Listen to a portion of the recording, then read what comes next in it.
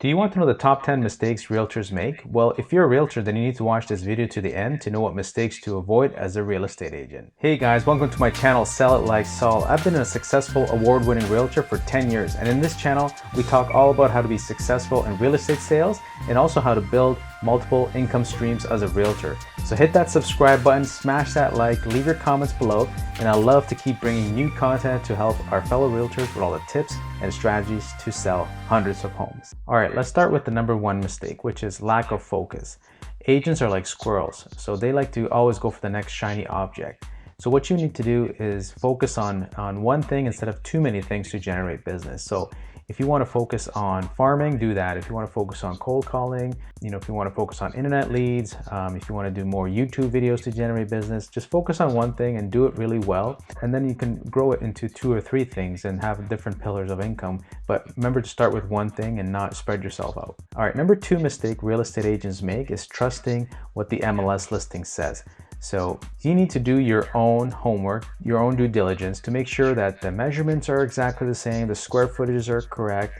You want to call the city, check the zoning. So again, make sure everything you see on MLS is verified and not relied on, because sometimes real estate agents use old listing information and they apply it again and again for as many times it gets listed over and over. So you want to make sure there's an oil tank, for example, buried underground. That could lead to a big lawsuit. So never rely on the MLS listing. Do your own homework. Okay, number 3 mistake real estate agents make is not budgeting for a rainy day, or even setting aside money for marketing, for taxes, and just for day-to-day living. Real estate agents get a paycheck and they go spend it.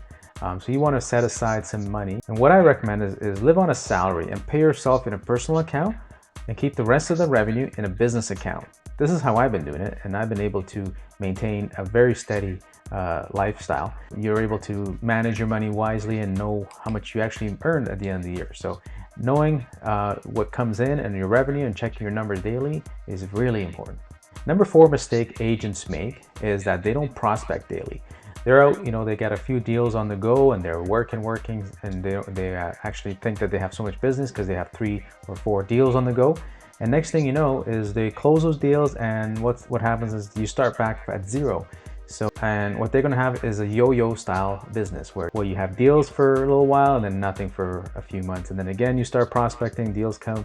So what you want to do is time block a few hours a day and just prospect for new business while you're still working the current stuff you have. Number 5 mistake agents make is they spread themselves too thin and they're working too far of a geographical area. So they want to go from one side of town to the other.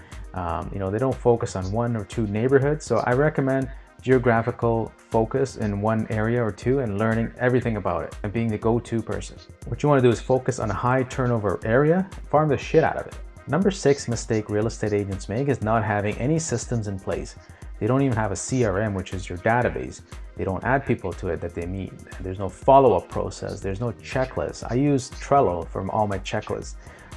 And then you're not getting any repeat clients or not even any reviews. So having proper systems, implementing them is crucial. Number 7 on my list is not having a mentor or coach. There are lots of coaches available, and actually the real estate field has way too many coaches, but you want to be picky and you want to ask around who you recommend. There are several coaches that start from like free to like, $1,000, $2,000 a month. So I would recommend have a coach, have a mentor, pick somebody from the office that's very successful, shadow them, help them out.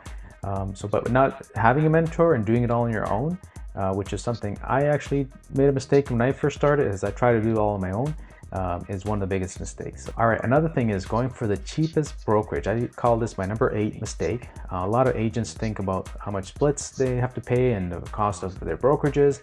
I recommend, avoid all that.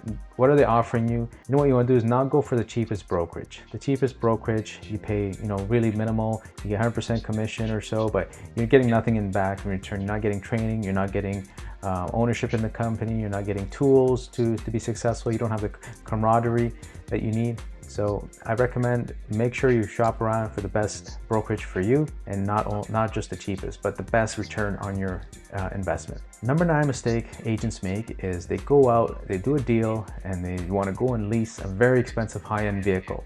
I don't recommend that. I made the mistake. I went in my first year, I went out and got an $80,000 BMW, which I enjoyed, but honestly, if I was to do it again, I would just go with like a nice looking vehicle, lease it out, and stay within my tax limits, so I'm not in trouble with IRS or this Canadian Revenue Agency.